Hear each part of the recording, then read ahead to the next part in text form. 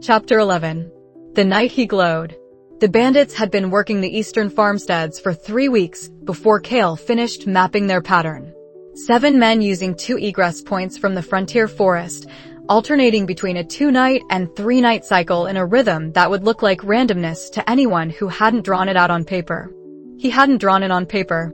He kept it in his head, where it couldn't be found, and by the end of the 2nd week he knew which farmstead they would hit next and approximately when. He had told Gareth. Gareth had listened to his analysis without interrupting, confirmed 2 data points Kael hadn't had, and said he would cover the northern egress point on the appropriate nights. He had not told Kael to stop watching the southern one. Tacit permission was still permission, and Kael had long since decided he preferred tacit permission to the kind that required explaining himself.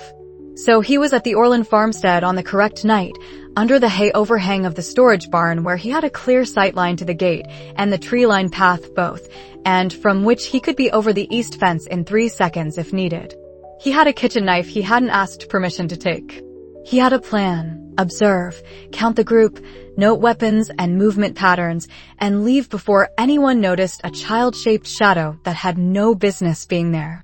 The plan lasted until he saw 9 men come over the south fence instead of 7. They split on entry, 4 toward the house, 2 toward the stable, 3 circling the storage barn in the direction of the hay overhang. He was moving before he finished processing the number, through the gap between the barn and the granary, pressing into the shadow between 2 buildings while one of the 3 men passed close enough that Kael could hear the soft scrape of a boot. He didn't breathe. The man passed. Then he was in the open space between the barn and the house with 4 men approaching it from the south and the Orland family inside, and approximately 90 seconds before the front door took their attention. He looked at the hay bales stacked against the granary's outer east wall. He looked at the torch one of the bandits had set in the fence post. He thought the word distraction and moved. He was careful. He took 1 bale and positioned it against the east granary wall, well clear of the structure. He lifted the torch, held it to the bale's dry outer edge until the catch began, replaced the torch exactly as he had found it. He walked away from the bale in the direction of the north fence and then stopped moving entirely, because moving during the next 30 seconds would draw the wrong eyes. The fire found its voice. 5 of the 9 turned toward it. A granary fire was not the same as a house fire, but it was worse in some ways, slower, harder to contain, the kind that required everyone in the yard to make a decision immediately. The Orland family came out the back of the house and ran north, which was correct, which meant they were safe, which meant Kael had done the thing he came to do. What he had not calculated was the bandit nearest the stable who had been watching the wrong direction at the right moment. The man was fast.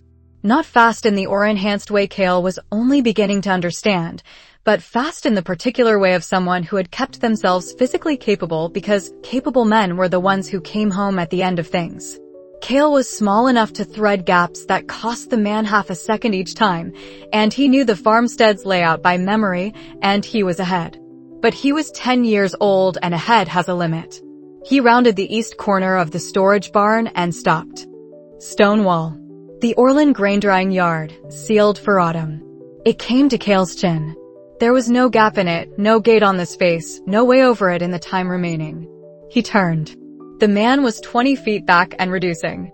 He could see Kael clearly in the fire's thrown light, and the expression on his face was comfortable. A child in a dead end, nowhere to go, nothing left to do. Something under Kael's ribs moved. He had been afraid throughout controlled fear, the useful kind that kept attention sharp, but fear. This was not that. This was something underneath the fear that had been quiet through all of it, through the running and the gap threading and the careful management of the fire, that was no longer quiet. It noticed the wall in a way that was different from his eyes noticing the wall. His eyes said obstacle. The thing in his chest said surface. And a surface has 2 sides, and the space on the other side of the stone is simply the space on the other side of the stone, continuous with this space, reachable. He put his hands against the stone. He did not push. He could not have pushed the wall. He was 10 and had no aura, and the stone was a foot thick. What he did was something that did not have a name in the vocabulary he currently possessed. Something came out of the center of his chest, traveled down his arms and through his palms and into the stone, and the stone was not an obstacle because the stone existed in space the same as everything existed in space. And between the space on this side and the space on the other side, there was no meaningful difference if you knew how to look. He was on the other side of the wall. He did not know how he had crossed. He had no memory of passing through the stone because he had not passed through it. The stone was behind his back, intact, and he was in the grain-drying yard with his hands in front of him, and he looked at his hands because the fire's light was coming over the top of the wall, and he could see them clearly. They were glowing. Not brightly. The kind of light a single candle makes in a sealed room, small, present, real. Silver at the center. At the edges of the silver, something darker, a depth that didn't come from the fire's color or from any light source in the yard, a shadow that came from inside the light rather than around it. His hands, glowing silver-edged dark. He counted 3 seconds, then less, then nothing.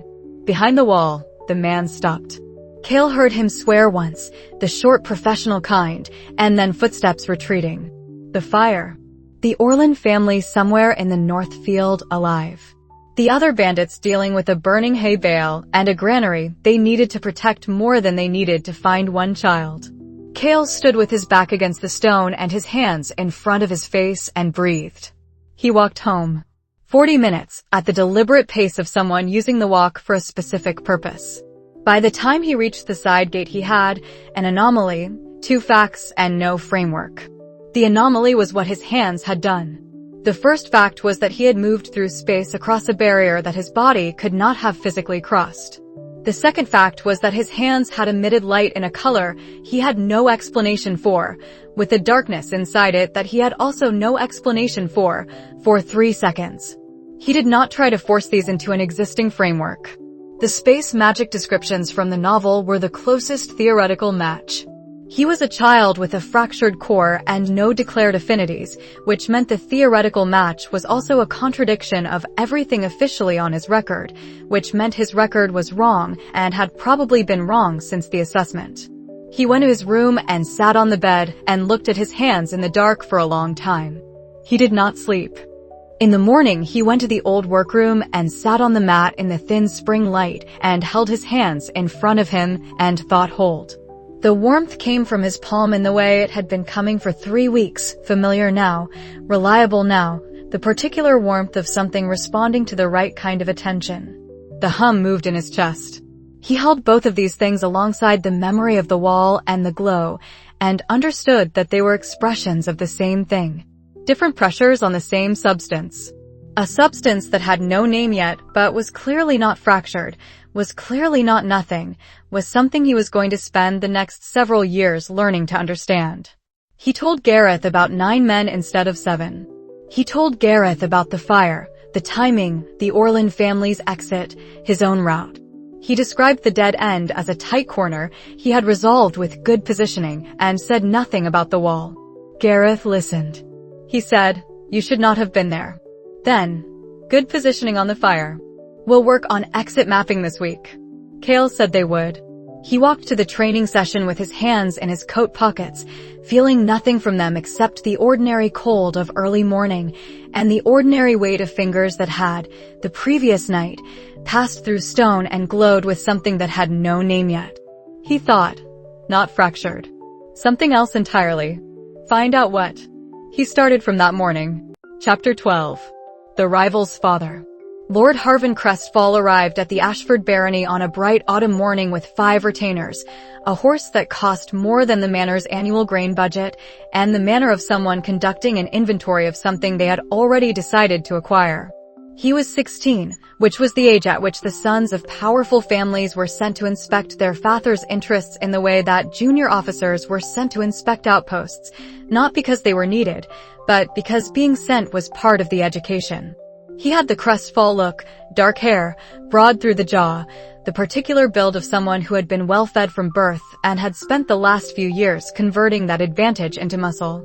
His aura was already gold class. In a child of 16, this was not common.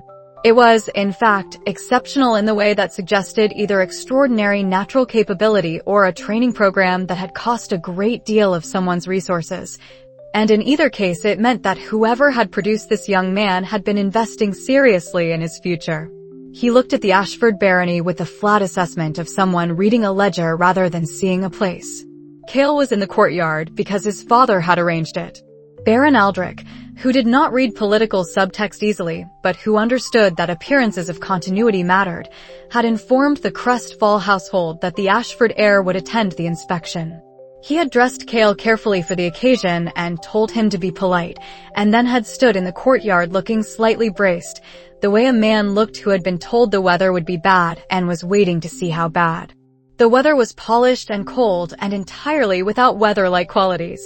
Lord Harvin greeted Baron Aldrich with a courtesy that was precisely calibrated, respectful of the title, impatient with the person, and interested in the property in a way that made the distinction between title and person very clear.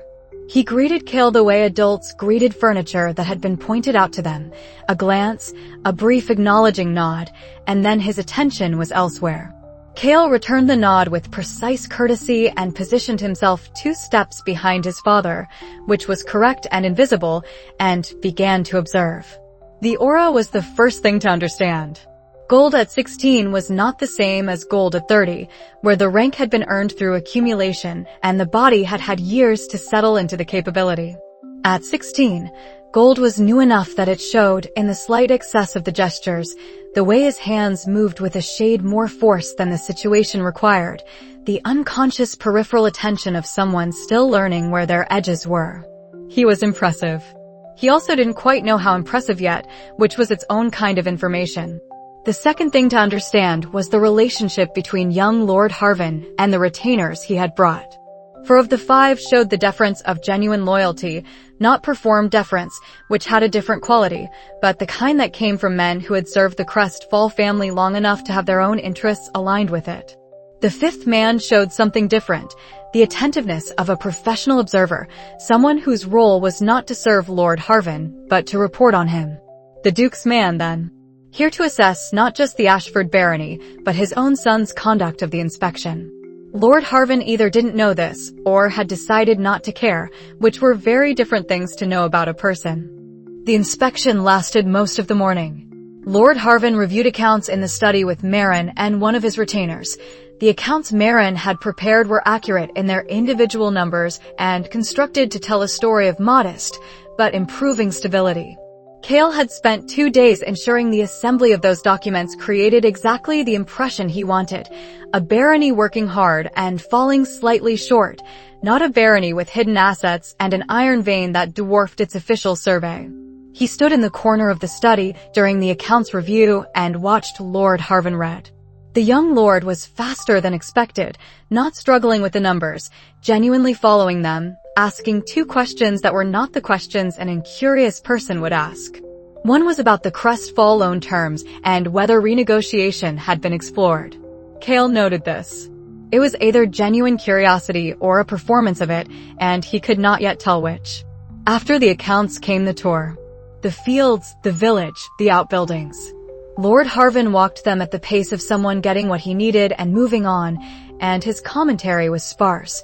A few observations about the South Fields drainage, a question about the village mill that was currently absent, a look at the eastern ridge that lasted longer than the other looks.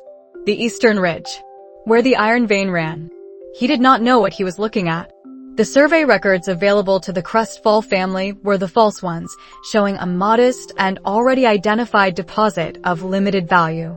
But something about the ridge had caught his attention for 3 seconds more than anything else on the tour. Kael filed this. He did not react. He was watching the courtyard gate when Lord Harvin looked at the ridge, which meant anyone observing Kael would not have noticed he had tracked the moment. At the end of the inspection, there was a formal lunch. Lord Harvin ate with appetite and spoke about the capital, not to Kael, to Aldrich, about matters that were correctly addressed to a baron rather than the baron's heir. But twice during the meal his eyes moved to Kael in the way that people's eyes moved to something that hadn't quite behaved as expected. Kael had been, throughout the morning, precisely what a fractured core baron's son at a business inspection should be, present, correctly mannered, entirely unremarkable. Lord Harvin left in the early afternoon with his retinue, taking the capital road north. Kael stood at the manor door and watched the horses until the road bent and they were out of sight. His father came and stood beside him. "Well," Aldrich said. "Well," Kael agreed. "He's smarter than I expected." His father had the tone of a man doing honest assessment rather than reassurance. The questions about the loan terms. He was checking whether we'd been made to understand our position clearly. "Yes." "That's not the question of someone who intends to wait." "No," Kael said. "We have about 8 months before the formal notice. Possibly less if his father is impatient." He paused. "But I don't think his father is sending the notice through him. I think the Duke wanted him to see the property directly. The decision will come from the capital, from the Duke, and it will arrive as a document rather than a visit." Aldrich was quiet for a moment. "You noticed the man watching Harvin?" Kael looked at his father. He had not expected this. "The one in the back," Aldrich said. "He wasn't watching the barony. He was watching the boy." He rubbed the back of his neck, which was the gesture he made when he was working something out. Crestfall doesn't trust his own son's judgment enough to send him alone. This was correct. Kael had identified it in the first 10 minutes and had assumed his father had missed it. "You're better at reading people than you let on," Kael said. His father made a sound that was not quite a laugh. "I'm better at reading people than at knowing what to do with what I read. That's always been my problem." He looked at the road where Lord Harvin had gone. "What do we do with what we know?" "Not yet," Kael said. "We wait for the survey results first." 2 weeks earlier, he had sent Gareth to the market town with a letter and a specific instruction. The independent surveyor was a man who worked for money and had no relationship with the Crestfall family. He would come, he would look at the eastern quarter properly, and he would report what was there. Kael already knew what was there. He needed it in a form that could be shown to people. "All right," his father said, and went inside. Kael stayed at the door for another moment in the autumn cold, cataloging what the morning had given him. Lord Harvin Crestfall, gold aura, 16, intelligent, proud in the specific way of someone raised to expect arrival rather than earn it. His retainers, loyal. The Duke's observer, present. The Eastern Ridge, noticed, not understood. 8 months. Possibly less.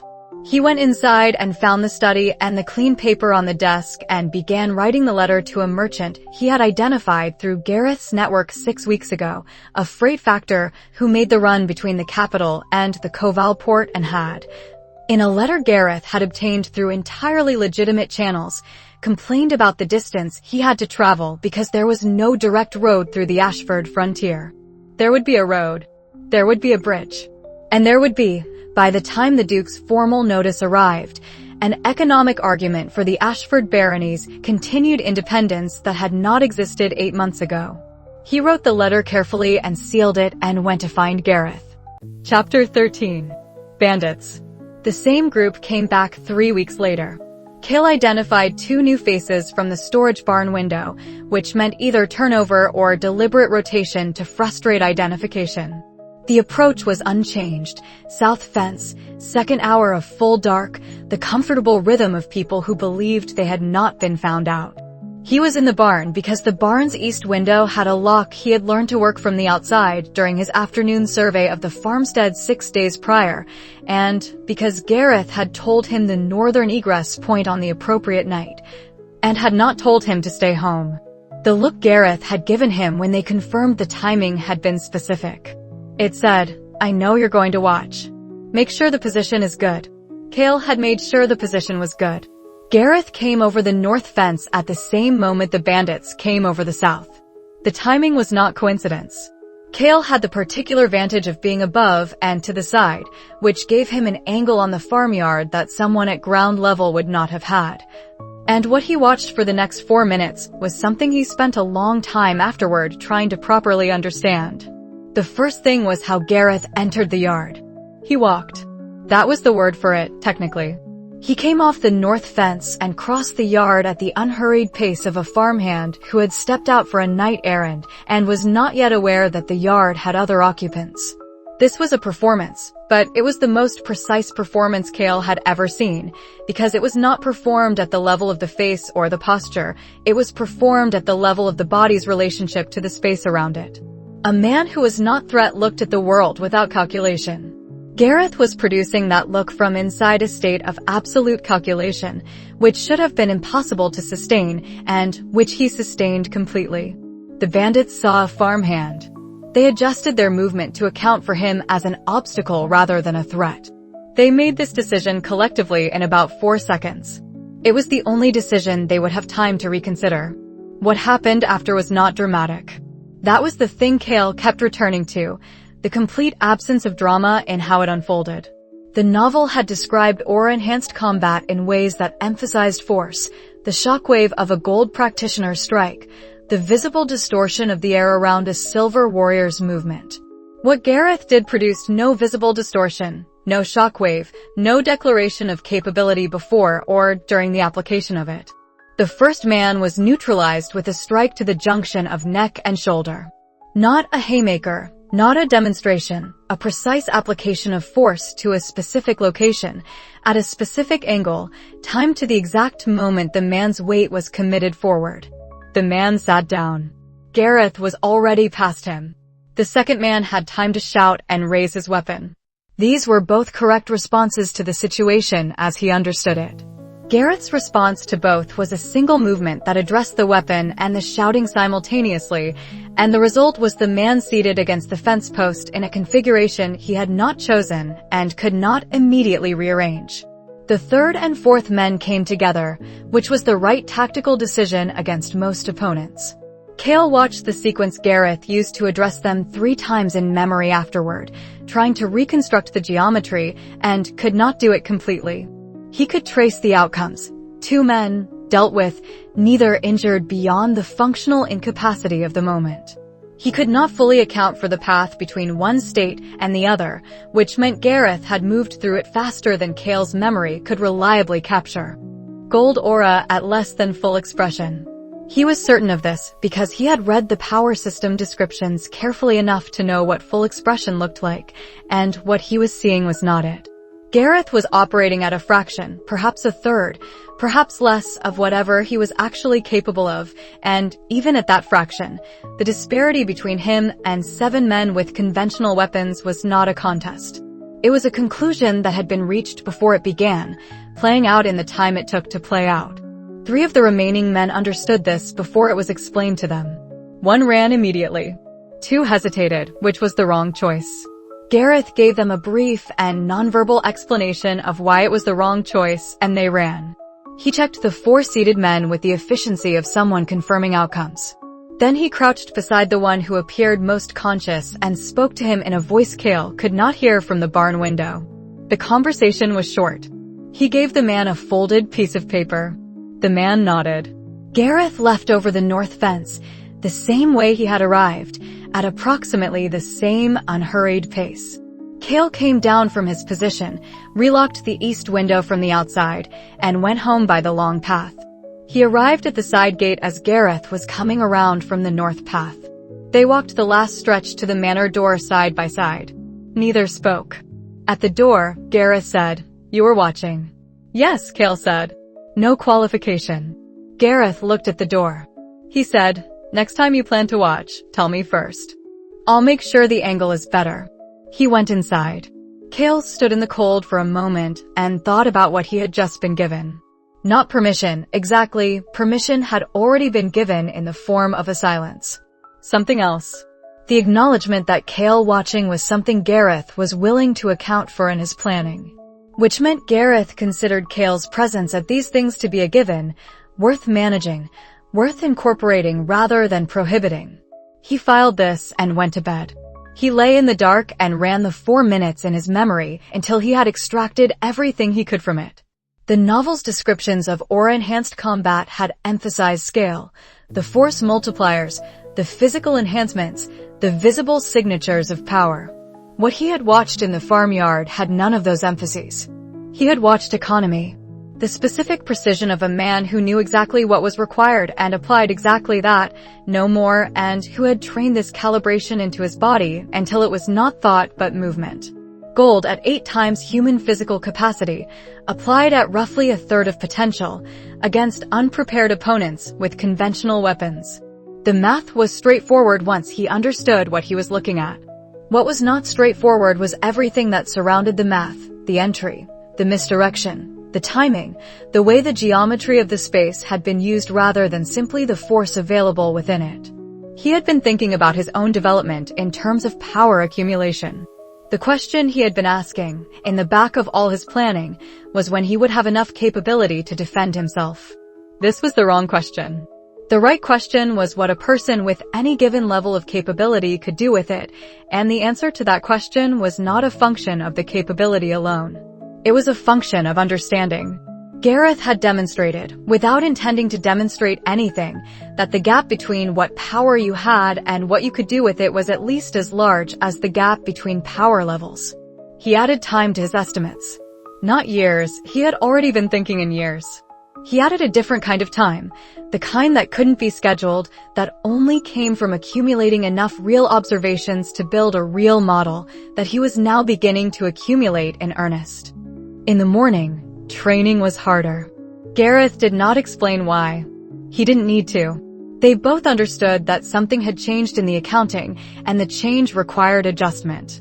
Kael came down off the wall at the end of the session with his arms shaking and his legs telling him they had opinions about the morning, and stood in the cold courtyard breathing and thought about geometry. He had a long way to go. The gap between where he was and where Gareth was, even accounting for a 28-year head start, was significant enough that he would spend years before he closed it. He was not discouraged by this. He was interested in it, the way he was interested in all large problems, as something that would yield to the right approach, given enough time and sufficient willingness to understand it before trying to solve it. He went inside. He ate. He attended his lessons.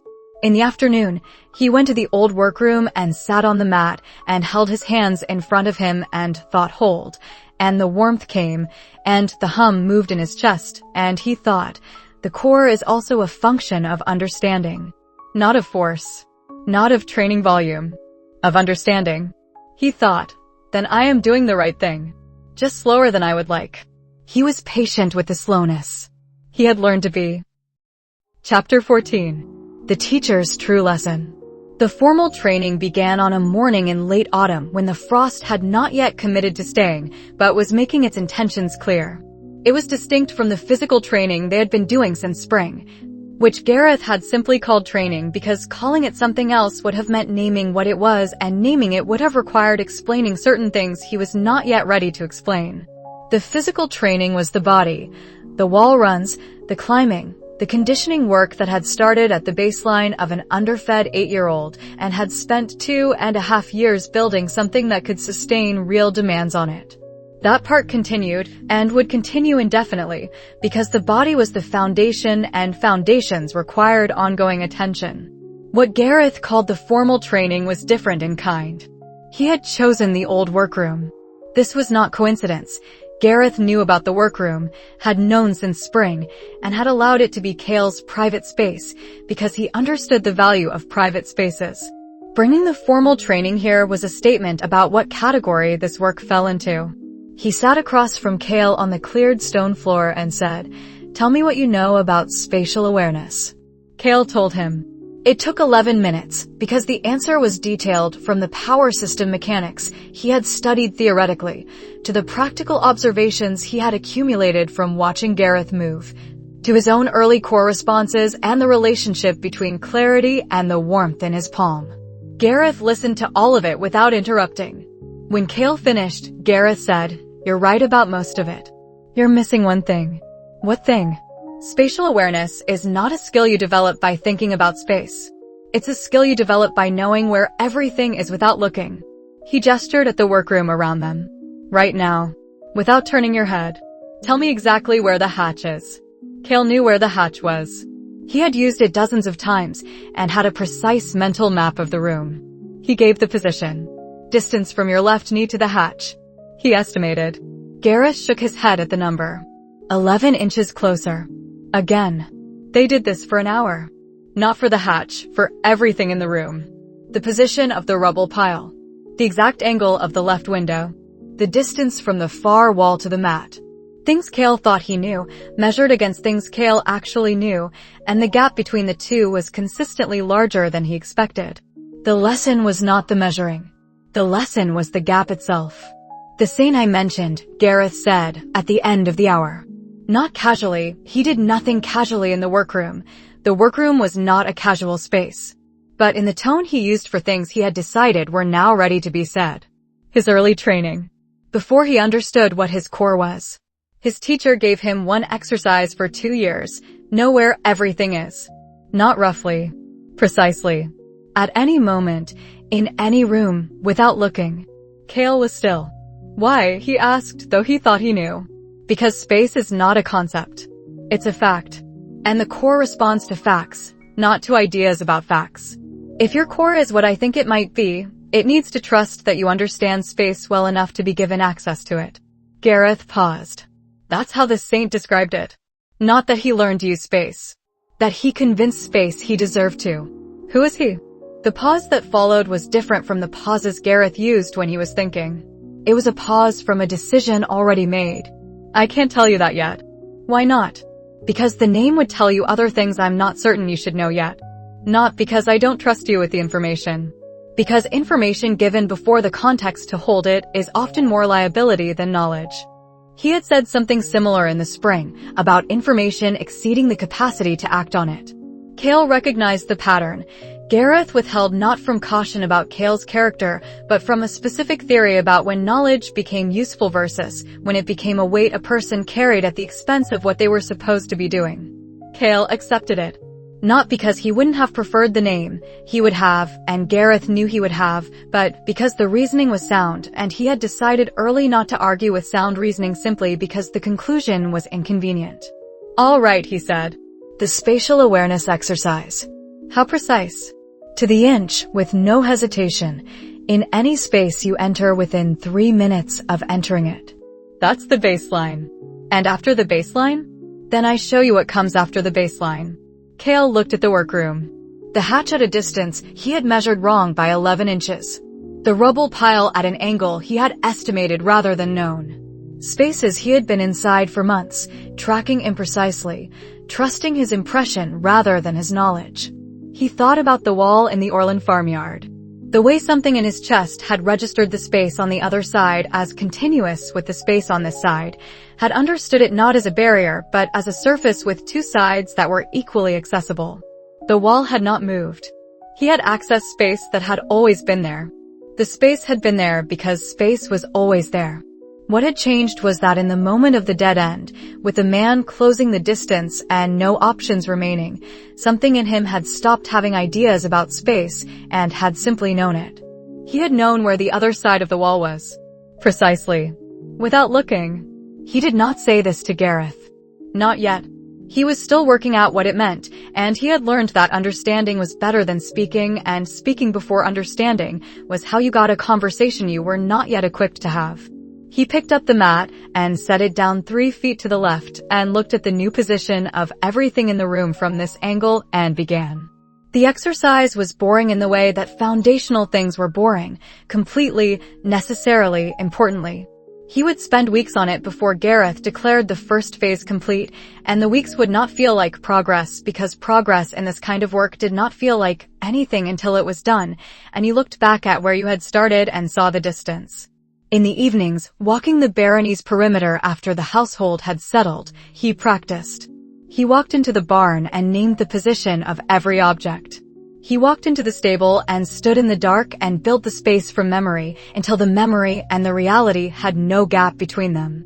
He walked the rooms of the manor one by one on nights when everyone was asleep, and by the 3rd week, he knew the kitchen in the dark as well as he knew his own hands, which he had also been learning to know more precisely.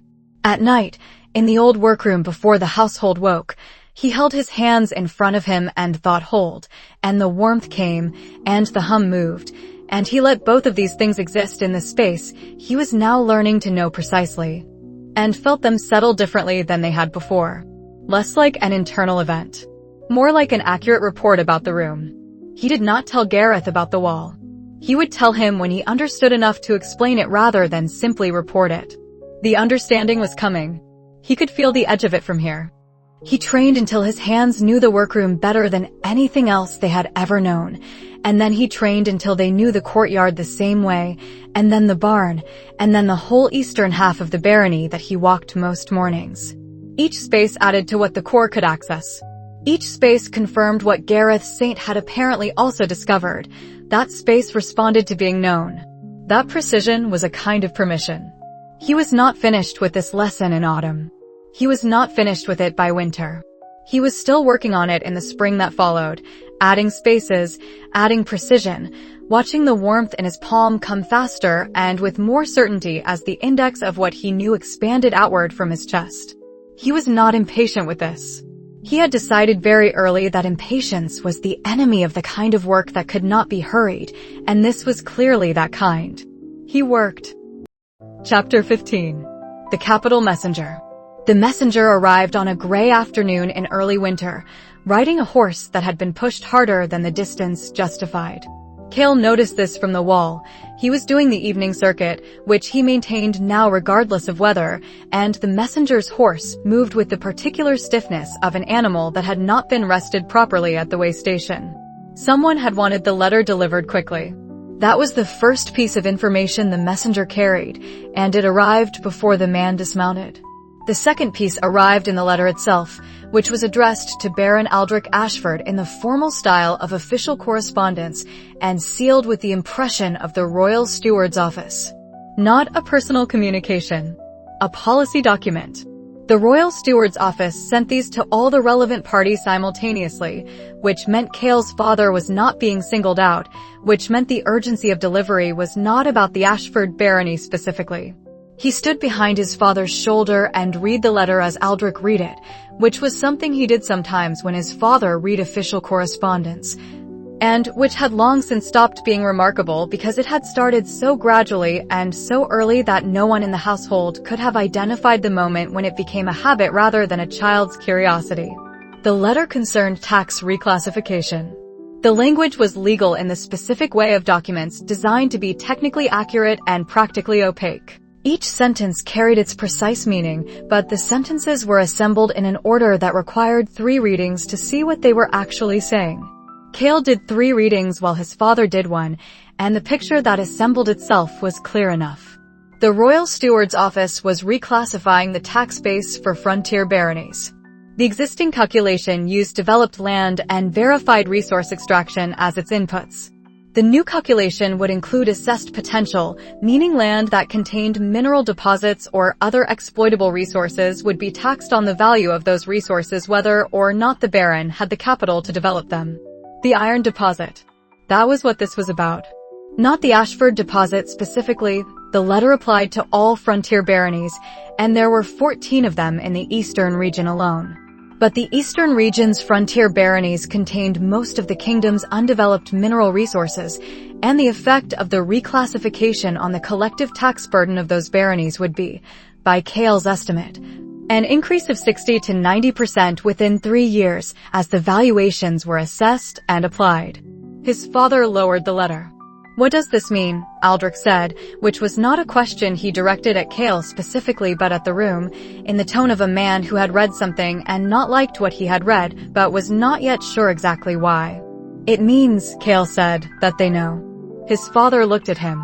"Someone in the capital," Kael said carefully, because he was 11 years old and there were limits to how much certainty he could display about capital-level political machinations without raising questions he was not ready to answer.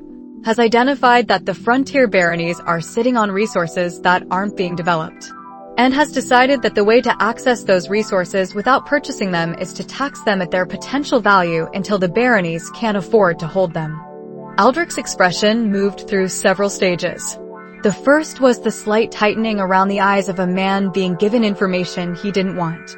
The second was the specific stillness of someone who has realized that a problem he thought was manageable is larger than it appeared. The third was a look at Kael that had become increasingly common over the past year, an adjustment, a recalibration, the expression of a man who was constantly discovering that his son's age and his son's understanding were not the same number. "All 14 baronies," Aldrich said. "It applies to all 14. But the eastern region will bear most of the effect. The western baronies have developed resources. The eastern ones haven't. Because they couldn't afford to. Because they couldn't afford to, Kael agreed. And the new tax ensures that they'll continue not being able to afford to, while also paying for the privilege of having resources they can't access. His father sat with this for a moment. He was doing the calculation Kael had already done. The iron deposit, assessed at its potential value, taxed at the new rate over 3 years. The numbers came out wrong regardless of which direction you approach them. Who benefits? Aldrich said. This was the right question, and the fact that his father had asked it rather than asked what to do about it made Kael's assessment of Aldrich shift slightly upward in a way that he noted without analyzing. The larger houses, Kael said.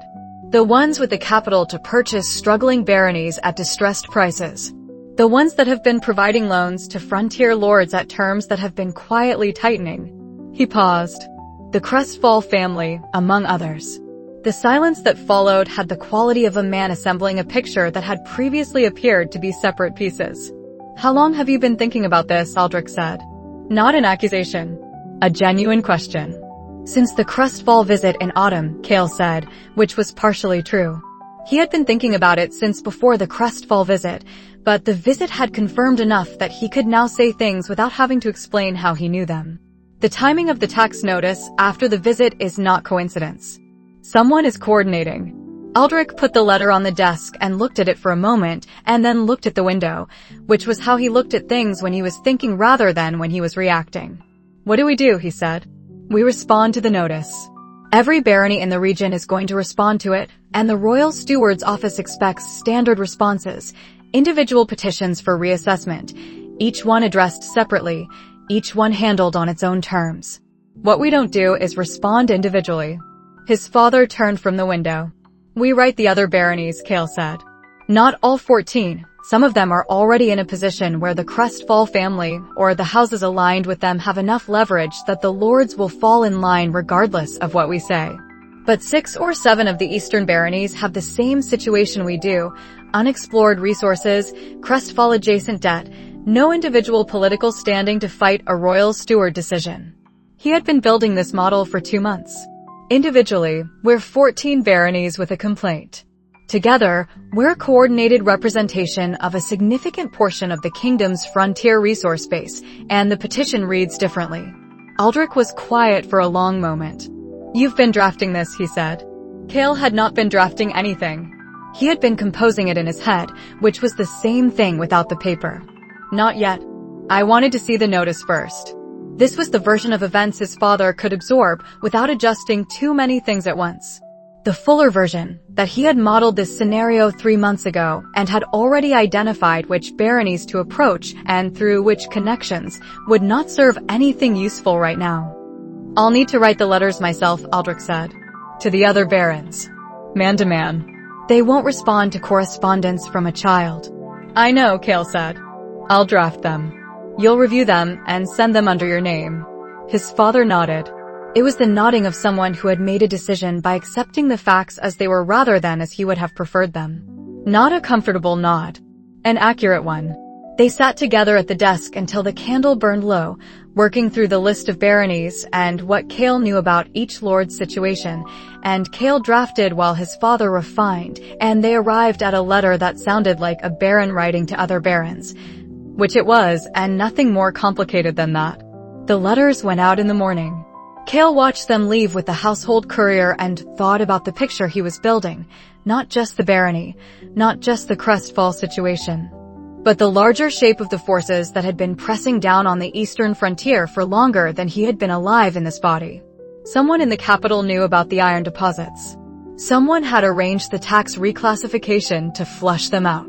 That someone had connections to the Crestfall family or worked in coordination with them, and that someone had been patient enough to design a mechanism that would operate over 3 years rather than arriving as an immediate demand, which meant they were either confident or experienced or both. He was 11 years old. He had less than 5 years before the original story's collision point. He had a lot of work to do. He went to the old workroom and sat on the mat and named every object in the room by its precise distance from every other object and let the exercise fill his attention for an hour. and felt the hum in his chest settle into the space of the room the way it had been settling into spaces for weeks now, less like an internal event, more like a report. He was building. Everything was slow.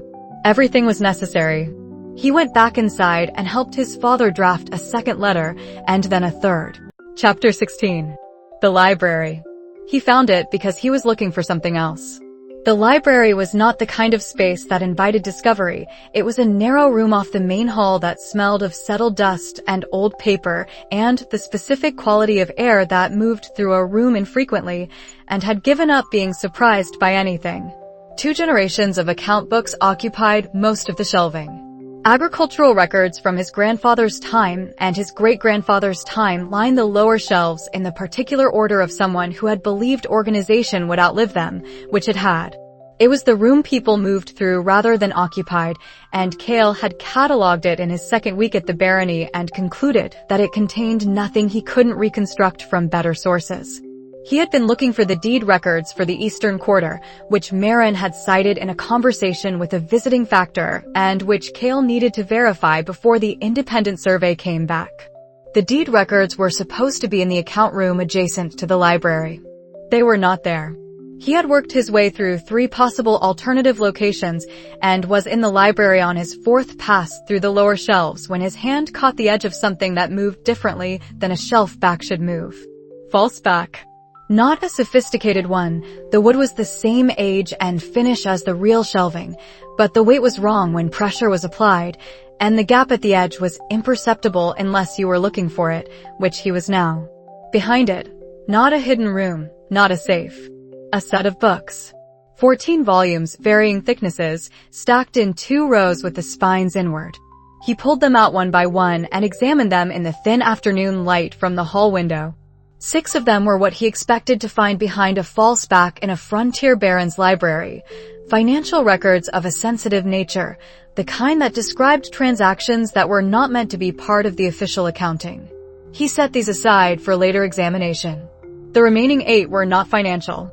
2 were treatises on frontier governance, not the standard administrative manuals that formed the visible portion of any baron's library, but detailed practical texts covering the political relationships between frontier lords and the capital, the specific mechanisms of noble hierarchy in contested resource territories, and the legal frameworks governing mineral rights disputes.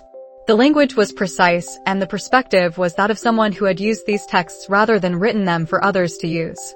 One was a manual of noble court procedure, the kind of document that circulated among senior households and had no print run, copied by hand for specific recipients, with marginalia in a handwriting that matched the deed records his grandfather had signed. And then 5 volumes that were something else entirely. He recognized the subject from the first page of the first volume, Succession Politics.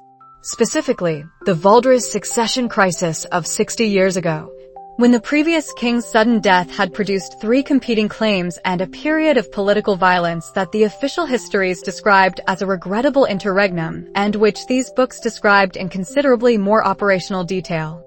The author was identified only as an initial, KVA, but the perspective was that of someone inside the events rather than observing them afterward. Detailed accounting of which noble houses had aligned with which claimant, which alliances had formed and fractured, which frontier baronies had been used as bargaining chips in capital negotiations that the barons themselves had not been aware of. The Ashford barony appeared 3 times in the 5 volumes. The first mention was early in the crisis. The Ashford barony's iron resources, noted as a potential asset that either the primary or the secondary claimant would benefit from controlling. A suggested mechanism was included: adjust the tax framework to create financial pressure, arrange debt acquisition by an aligned noble house, achieve transfer through legal distress rather than direct seizure. The suggestion was attributed to a council member whose name was partially obscured in this copy. The second mention was 40 pages later.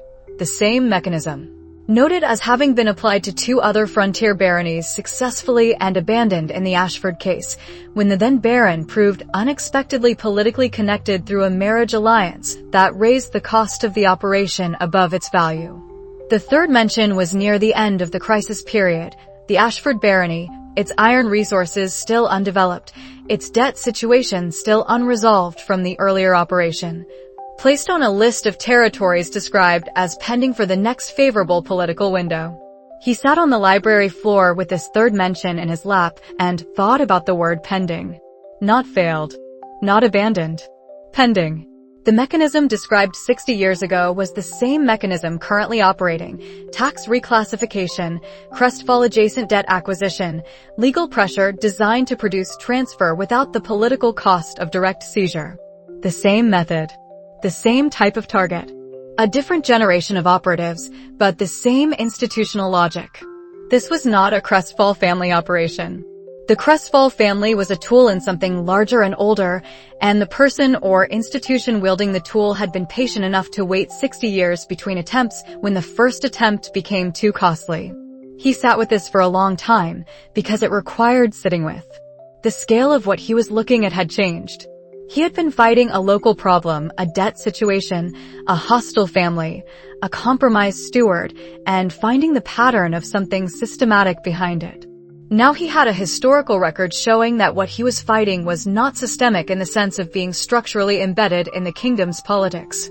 It was systemic in the sense of being an ongoing operation, maintained across decades, staffed by different people at different times, aimed at the same targets with the same method.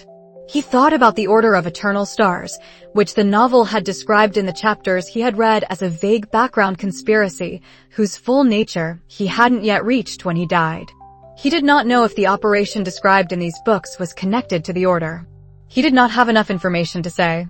But the Order, from what he remembered, was characterized by exactly this kind of patience, multi-generational, method-consistent, operating through proxies that could be replaced without changing the underlying objective. He was 11 years old. He had 5 years until the original story's collision point. He was fighting something that had been operating for 60 years with access to capital-level resources, noble house proxies, and enough institutional continuity to maintain targeting lists across multiple administrations. He felt, very precisely, the specific sensation of a problem being significantly larger than previously estimated. He sat with the sensation until it stopped being surprising and became simply accurate. Then he began reading the financial records he had set aside. He read for 3 hours. He took nothing from the room. He returned the 8 books to their position behind the false back and replaced the false back and left the room in the condition he had found it, and went to dinner and ate what was placed before him and listened to his father talk about the drainage situation in the South Field. Over the following 3 weeks, he went back every day when the house was occupied with something else and read for as long as the light permitted. He took no notes. He held it all in memory in the organized filing system that Ethan's years of work had built into his thinking, cross-referencing as he read. By the end of the 3 weeks, he had the following picture: an operation that had been running since at least 60 years prior to the current date, targeting frontier baronies with unverified mineral resources, using a consistent 3-phase approach of debt acquisition, political isolation, and tax pressure. He had 12 names from the historical period, 4 of which appeared in current political records he had been gathering through his correspondence network. He had a mechanism of transfer that was legally deniable at every stage. And he had confirmation that the Ashford barony was not an accident, not a coincidence of bad luck, not even specifically targeted by the Crestfall family. The Ashford barony was on a list. It had been on a list for 60 years. The current operation was not the first attempt, it was the second, and the people running it had the patience to wait decades between attempts when the first failed. He told his father none of this. Not yet. The information was not actionable in his father's hands, and giving Aldrich the full shape of what they were facing would cost something in his father's peace of mind that could not be given back, without providing anything Aldrich could do with it. He went to the old workroom instead and sat with the hum in his chest and thought about how you fought something that had been running for 60 years with multi-generational continuity, and he thought, the same way you fight anything that has outlasted the people who started it. You find the mechanism, not the person. You break the method, not the individual operation. The method was pressure, isolation, transfer. You broke the method by removing the isolation, providing an alternative to the pressure, and making transfer legally and politically costly rather than legally and politically convenient. He had already started on the isolation. The letters to the other baronies. The coalition forming. The counterpetition. This was the isolation phase. He had started on the transfer problem with the survey.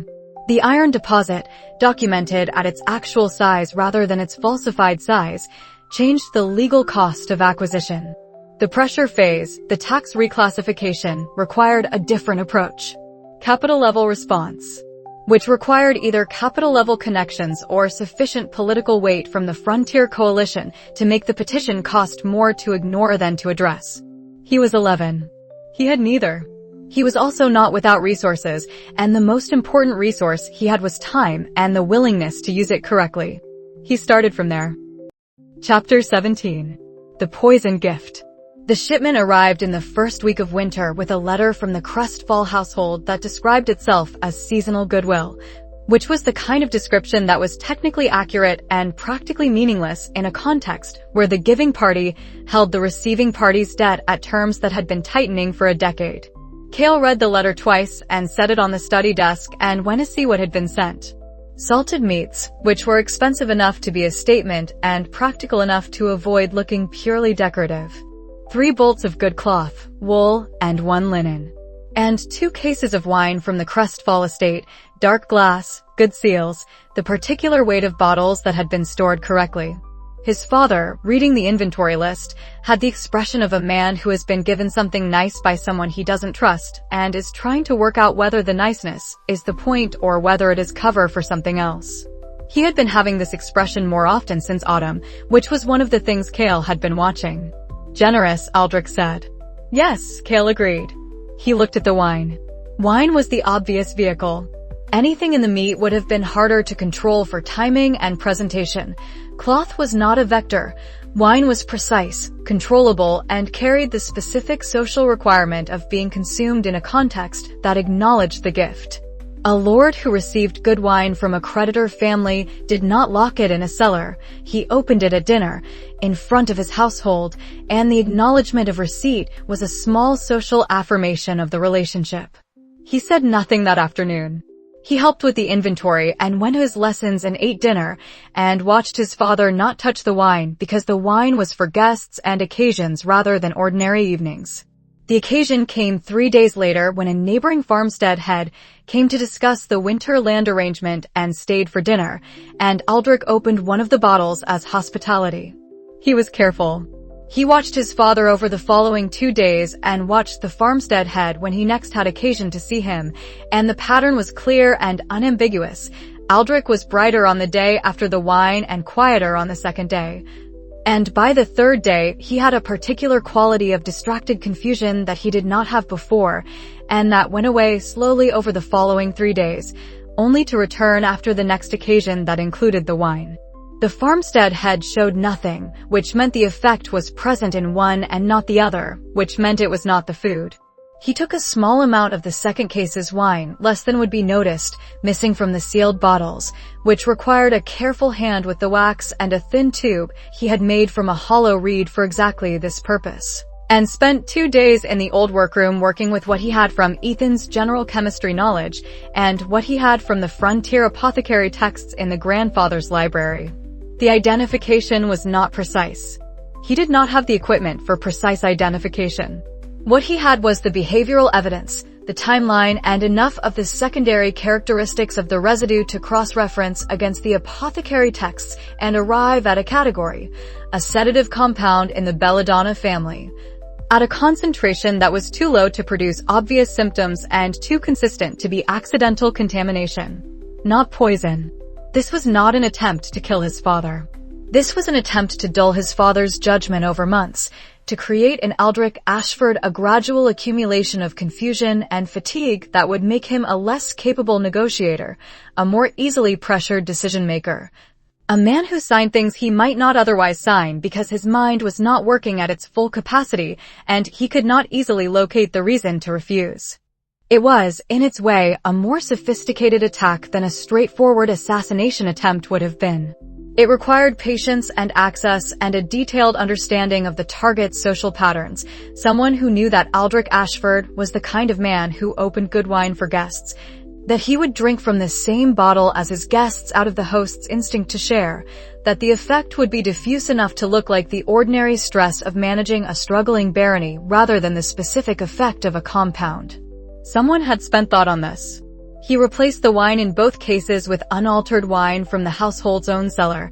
The Ashford cellar held a modest stock of local production that was not comparable to the Crestfall bottles in quality, but was close enough in color to pass in the glass. He resealed the bottles carefully. He returned both cases to their position. He said nothing to his father. He sat in the old workroom for an hour after and thought about what he was feeling, because he had learned that feelings that weren't examined had a way of affecting decisions in unaccounted for ways, and this feeling was specific enough to warrant examination. It was not fear. He had been afraid before, at the Orland farmyard, at various points in his assessment of the barony's financial situation, and fear had a recognizable texture. This was different. This was cold in a way that fear was not. Fear moved through you quickly. This did not move through him at all. It settled. He thought about his father sitting at the dinner table with wine in his cup that someone had carefully, patiently, thoughtfully corrupted. He thought about Aldrich's particular quality of distracted confusion that had appeared and that Kael had watched, and that Aldrich would not have been able to identify in himself, because a person whose judgment is being dulled is precisely the person most unable to assess their own judgment. He thought about how many dinners this had been occurring before Kael noticed, and how many more it would have continued if he hadn't been watching his father's effect with the specific attention of someone who treated everyone he cared about as a system to monitor. The cold feelings settled deeper. He named it carefully, the way he named things that were precise. It was not rage in the uncontrolled sense. It was the particular clarity of someone who has understood that the opponent's methods have stopped being merely aggressive and become something that required a different quality of response. They had tried to dim his father's mind. Slowly, patiently, from a distance. He was going to dismantle the network that had done this. Not quickly.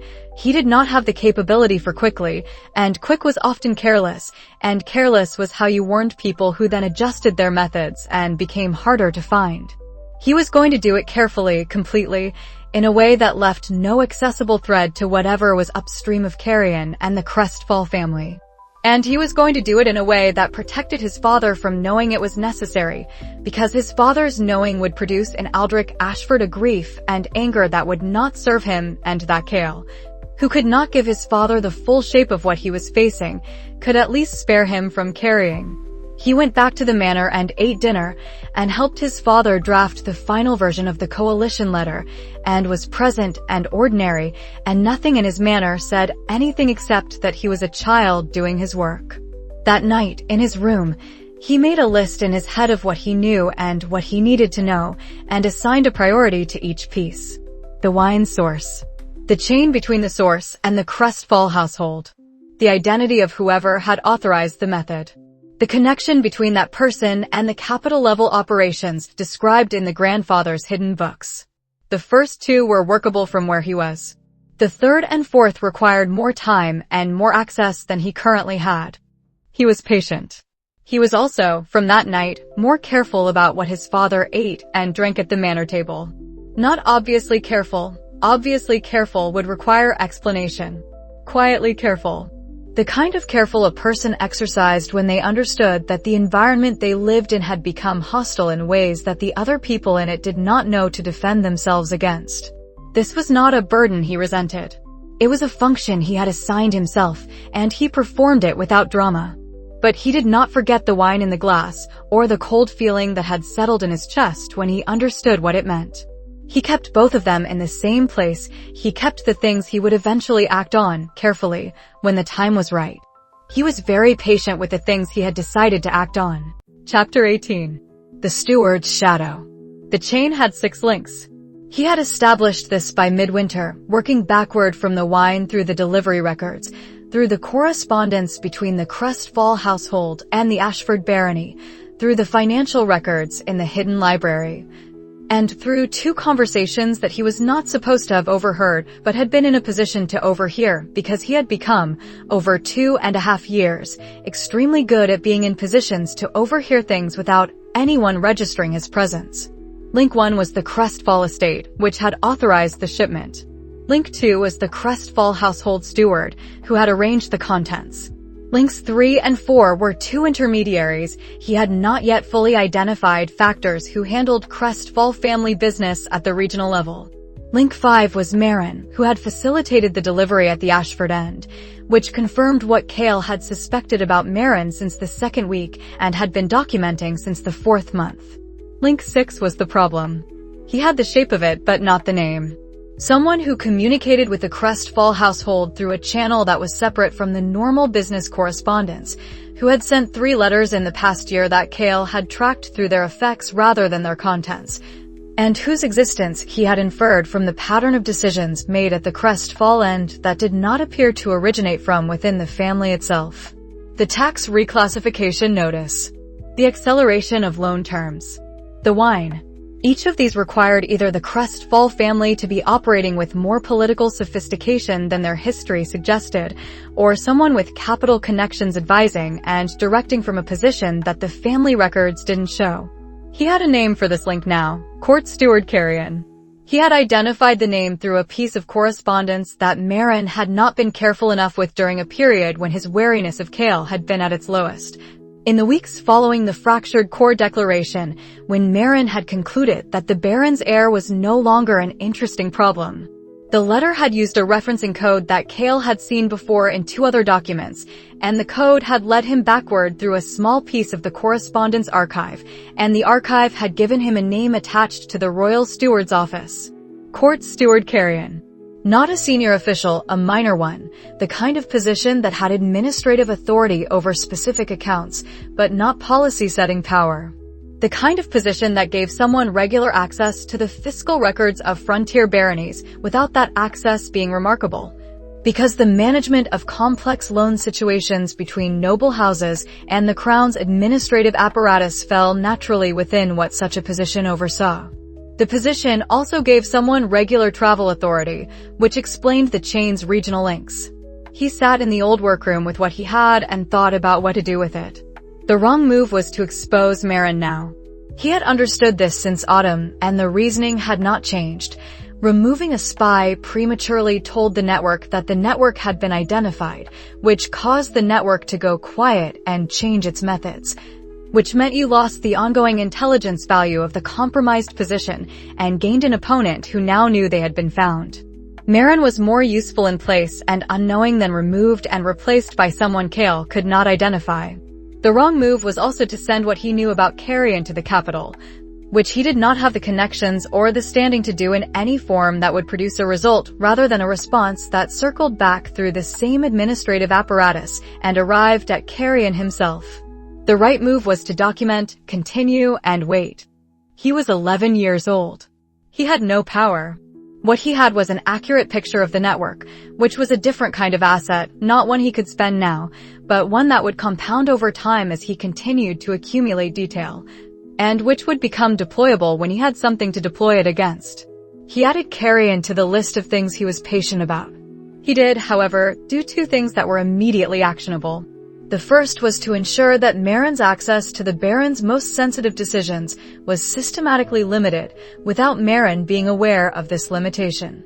He accomplished this by becoming the person through whom certain categories of decision went before reaching Marin, not as a gatekeeper, which would have been visible, but as a helpful presence who happened to be in the room when key discussions occurred and happened to offer synthesis of discussions afterward in terms that omitted specific information he wanted kept from Marin's reporting. This was a fine line and required consistent attention, but the consistent attention was something he was already providing for other reasons, and the marginal effort was manageable. The second was to begin building a counter-record. Marin kept records that served Marin's purposes, accounts formatted to obscure certain flows, correspondence organized to minimize what could be traced, a version of the barony's financial situation that was accurate in its numbers and misleading in its assembly. Kael began keeping a parallel record. hidden in the old workroom behind the rubble pile in a compartment he had carved out over 3 months of patient work with a chisel taken from the tool store and returned the same day. His record was different, honest about the flows, clear about the discrepancies, annotated with the dates and circumstances that would allow someone reading it after the fact to reconstruct exactly what had been happening. This was not something he could use immediately. It was insurance.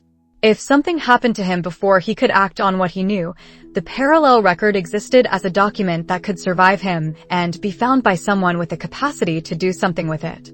He was 11. He thought about this clearly and without drama. The world he was in was more dangerous than he had initially estimated, and the people behind the wine were patient enough and resourceful enough to act again if it became necessary. He was a child in a frontier barony with a fractured core declaration and no political standing. The probability that something could happen to him before he reached a position of capability was not negligible. The record was his hedge. He maintained it with the same regularity he maintained the morning training and the evening spatial awareness exercises and the core engagement work in the old workroom. Another practice. Another form of accumulation. Winter settled over the barony with the particular completeness of a frontier winter, not brutal, but thorough, the kind that left nowhere untouched.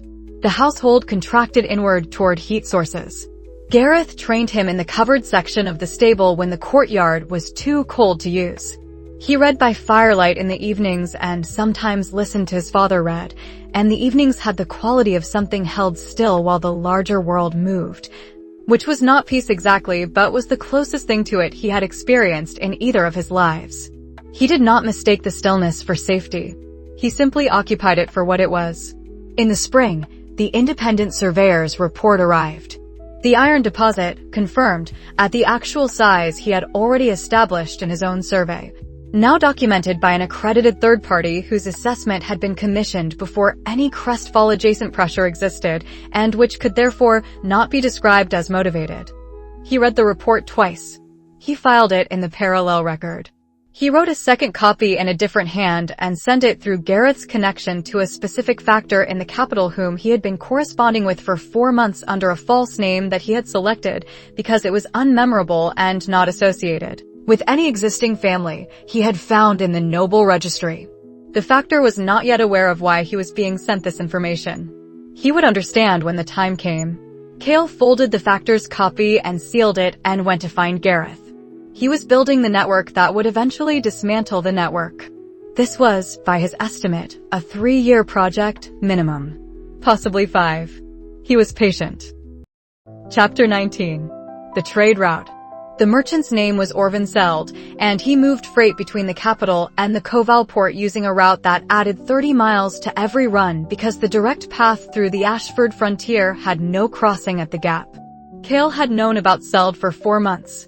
He had identified him through Gareth's network as the factor most likely to have a specific and documentable interest in the gap being bridged, because Seld was the only operator in the region who ran the full capital to Koval route regularly and whose margins were tight enough that 30 additional miles genuinely mattered.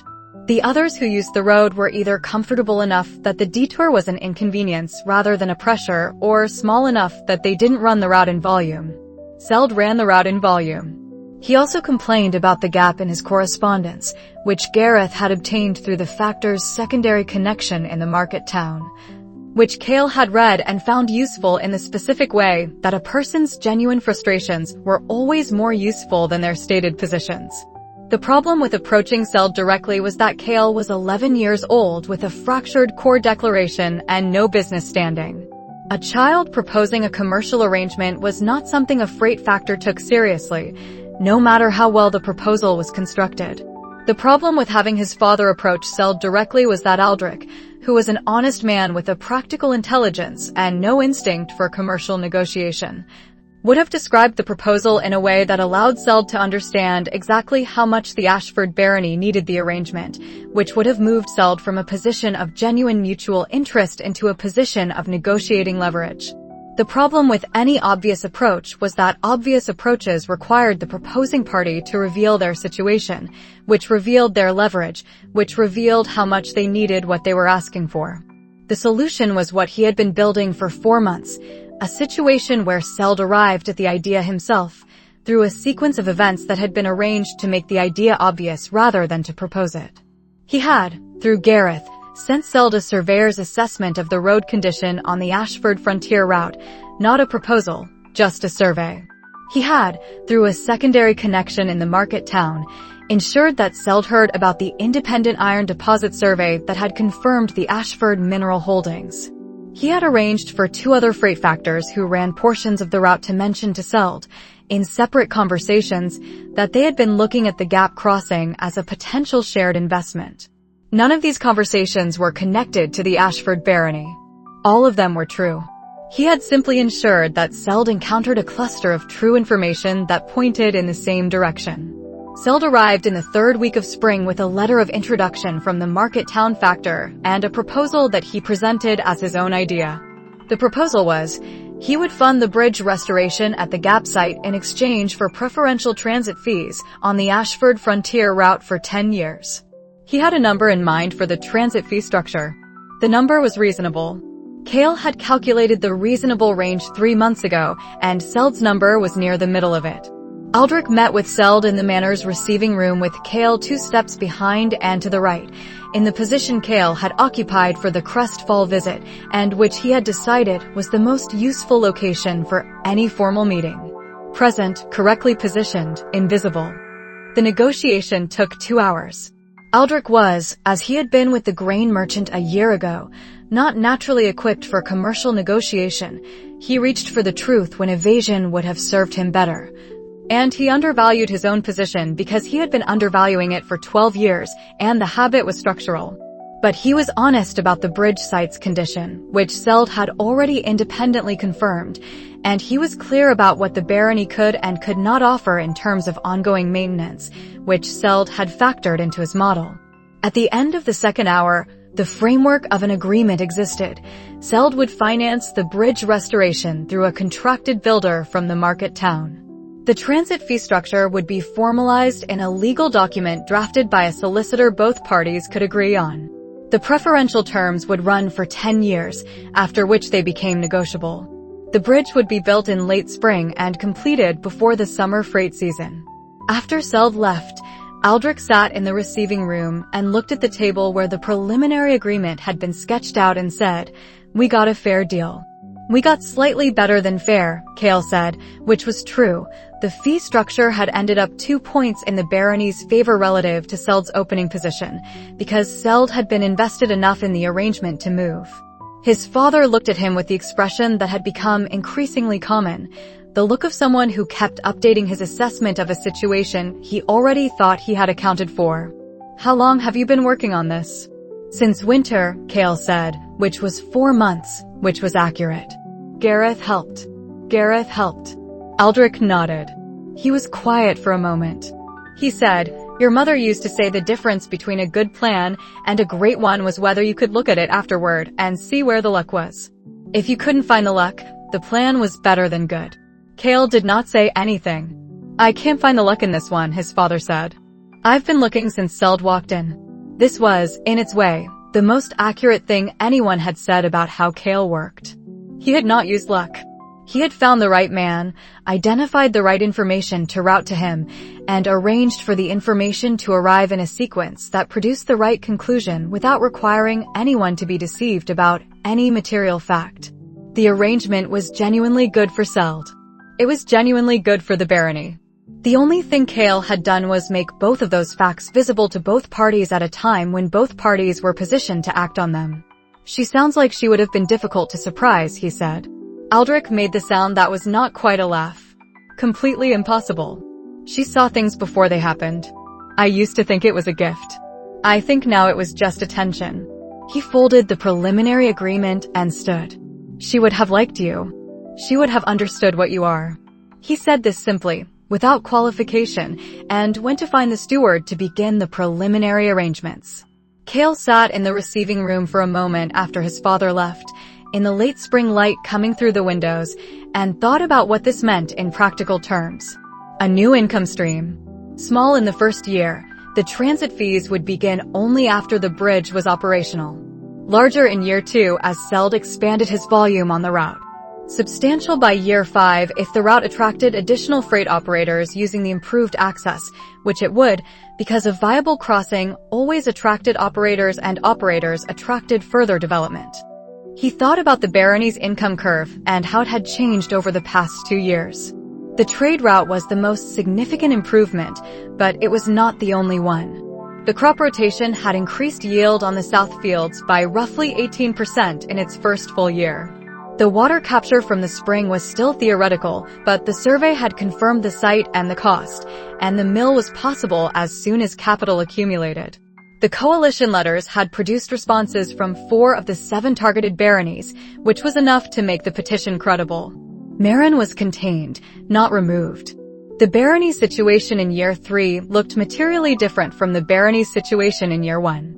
Not fixed, the crestfall debt remained, the tax reclassification was proceeding, and whatever was upstream of Carrion was still operational. But different. Enough different that when the formal crestfall notice arrived, which it would, the Ashford barony's position would not be what the notice had been designed to address. He walked out to the bridge site that afternoon, 2 miles along the overgrown road, and then through the undergrowth to the gap. He had been here once in autumn, mapping, calculating. Now he stood on the south bank and looked at the 23 feet of water between the 2 stone foundations and thought about what would be here in 4 months. A bridge. The first new piece of infrastructure the barony had built in a generation. It was not a dramatic victory. It was the kind of victory that only became visible in retrospect, when you could see the year it had changed against the years before it. But it was real. It would still be here in 10 years. In 20. When he was gone from this barony and doing other things, the bridge would still be carrying freight across the gap, and the barony's income would still include the transit fees, and someone's life would be slightly better for it. He had not expected to care about this as much as he did. He had not expected to find, in the patient construction of these small improvements, something that felt less like strategy and more like the specific satisfaction of a person building something that would outlast them. He stood at the gap for a long time in the spring evening, listening to the water.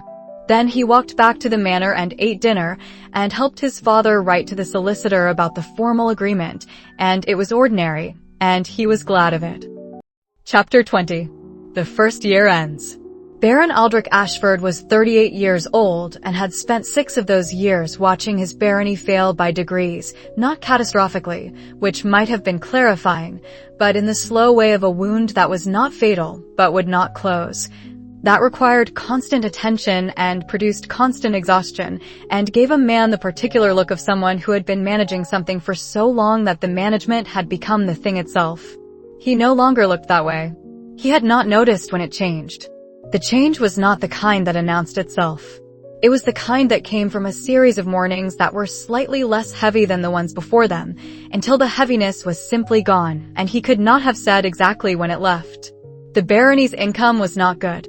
It was not good in the way it was not good last year or the year before. But it was moving, and things that were moving were different in kind from things that were not.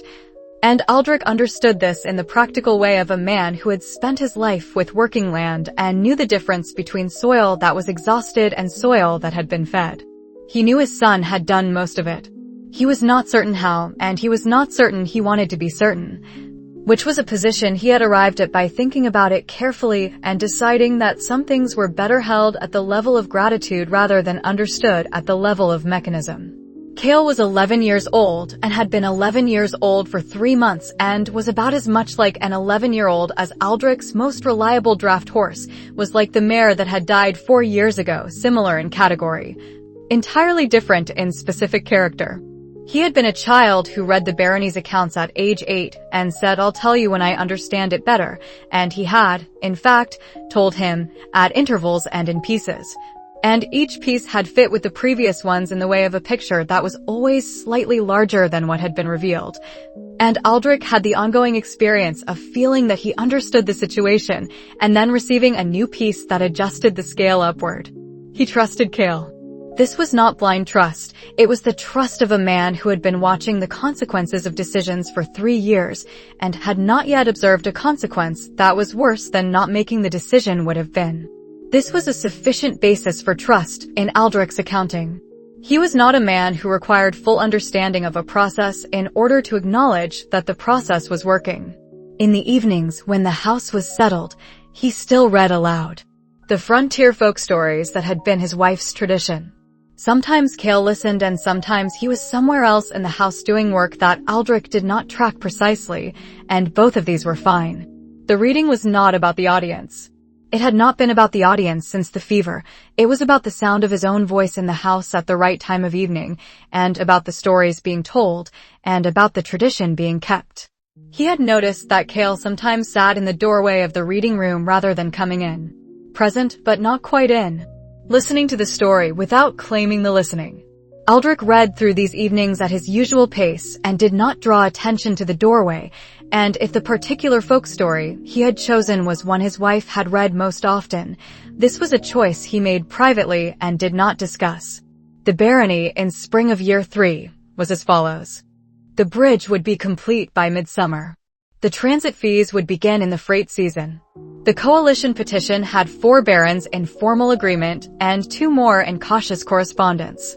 The tax reclassification notice had been formally disputed through the mechanism Kael had assembled, and the royal steward's office had sent an acknowledgement that was not agreement but was not dismissal, which was more than individual petitioners had received.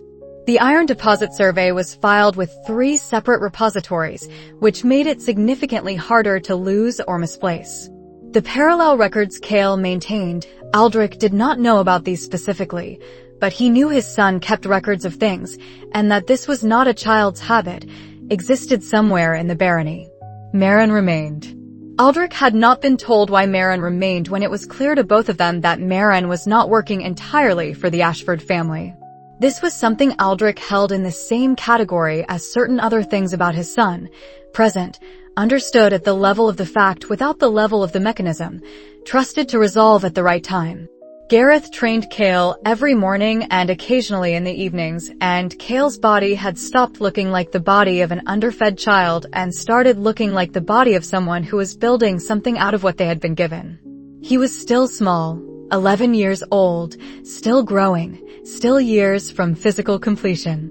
But he moved with the particular quality of controlled intention that Aldrich associated with men who had trained seriously and internalized it. He did not know about the Orland farmyard or the wall. He did not know about the spatial awareness exercises Gareth had introduced and that Kael practiced in every room he entered. He did not know about the workroom behind the coal hatch in the eastern outbuilding or the warmth in his son's palm. He knew less than he thought he knew and significantly more than most fathers knew about the inner life of a child who had decided to be private. He thought, my son is something I don't have a name for.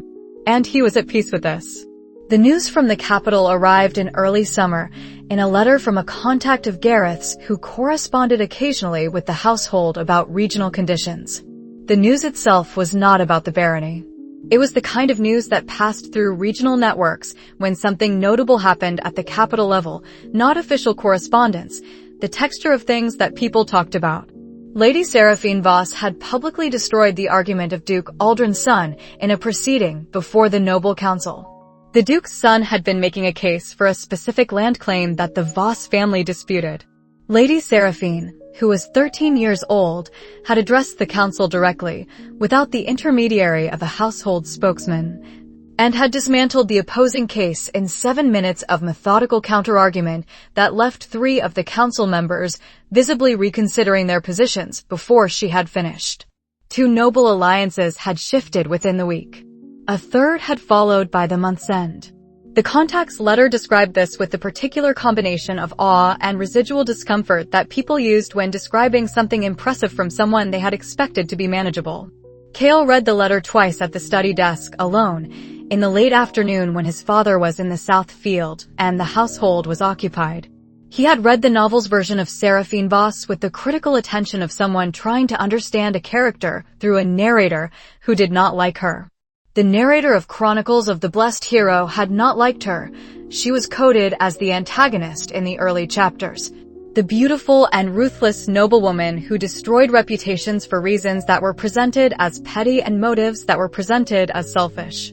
The narrative had framed every action she took as evidence of her fundamental coldness. He had looked past the framing because he was someone who had spent 32 years reading cases where the framing and the facts diverged, and what he had seen underneath it was something different. Purpose. A person operating with precise intention toward objectives the narrator didn't bother to understand because understanding them would have complicated the story being told. The letter described something different from the novel's version in a way that was not surprising to him, but was clarifying. A 13-year-old girl addressing the noble council directly, without intermediary, making a technical legal argument in a land dispute. Not performing ruthlessness. Not trading in social destruction for its own sake. Doing something specific with visible competence in defense of something she was protecting. He read the letter a second time and held the specific details. 7 minutes. 3 council members reconsidering before she finished. 3 alliance shifts in a month. These were not the outcomes of someone operating from malice. Malice was imprecise. Malice didn't produce 3 coordinated alliance shifts in 30 days. This was someone who had understood the council's internal dynamics before she walked into the room and had constructed an argument designed to produce exactly those shifts from those 3 council members in that sequence. He put the letter down and thought about the girl who was supposed to be his enemy. She is not what the story said. He had known this in the abstract. The novel's narrator was unreliable, the framing was political, and the character he had observed beneath the framing was not the character being described. But knowing it abstractly was different from reading a piece of evidence that made it concrete. She was 13. She had just moved 3 noble alliances. She was doing it for a reason the letter didn't explain, but that he could see the shape of, because the shape was the same shape all of her actions had when you removed the narrative judgment about them. She was protecting the boss position. Not carelessly.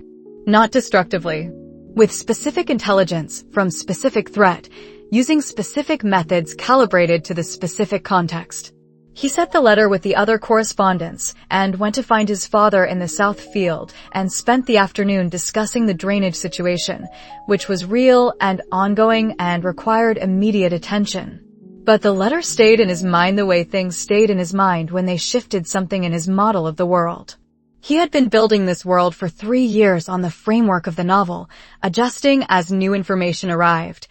Never trusting the novel completely because a novel written by someone who hadn't understood a character was not a reliable account of that character. He had been right not to trust it. The original story said she was a villain. She was not a villain. She was something more complicated and more real than that, and the story that was actually happening was not the story he had read. Which meant the future he had been planning for was already different from the one he would face. He stood in the South Field with his father and looked at the drainage problem and thought, I have less certainty than I thought I had. And then, good. Certainty about a wrong model is the most dangerous thing a planner can have. He revised. He did not revise his rule about approaching her from weakness. That held.